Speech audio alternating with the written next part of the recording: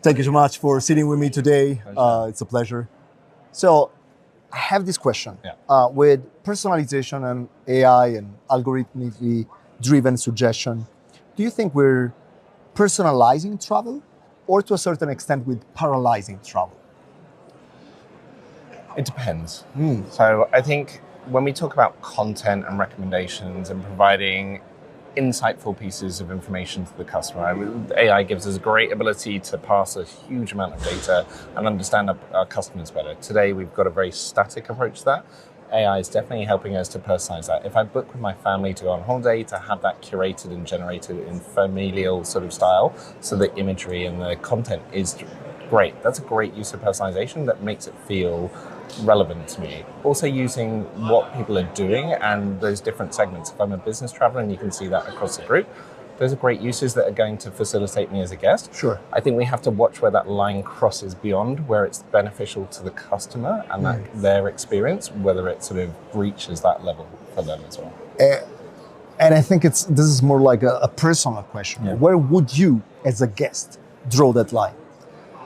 I think when it goes into non-consented, observed behaviors coming out into there. So if we're taking that information that isn't explicit, I've not opted in, I'm not given that consent, and that then having an impact on that personalization where it may not be explicit, I think that's where it's starting to cross the line. Let me give you an example. Let's say I'm a hotelier. And what I'm going to do is I'm going to scan the web to get information about yourself. This could be like social media or whatever you publish on a platform, whatever.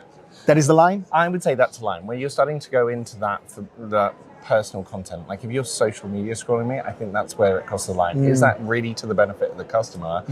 You know, is that really recognition or is that just creep factor? And I think there's the piece there. Yeah, but you know, like I think the other things of if you do something in your room and a housekeeper observes that and that gets put in your preferences and that starts something, that may be where I think it's crossing the line as well. That really conscious point of going, I've told you this information or I've done this action. Give me an example of that. So if I think about, for me, I always travel and I take a travel adapter with me. I'm a UK, so if I'm in the US and it knows that and I regularly request it, say through a service order system, I'm requesting that adapter. If it's then saying, hey, would you like this in your room? And it's using that information to better my stay and I can make that an explicit, yes, actually, that's really good. And then that's beneficial.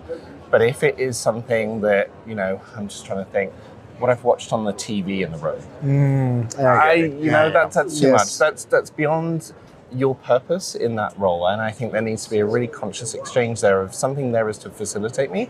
Personalizing that content based on my behaviors and my patterns, that's different, really, I think. So makes total sense. That's where I think it's really, so, you know, I like still water and you always order it. Great, just offer me still water. And that's still pretty neutral. Yeah, very neutral and stuff. But where I think it goes beyond that, or you like this that way, I think especially things like behavioral content or you regularly come back at this time, or using like how you use the building management systems or the door lock access.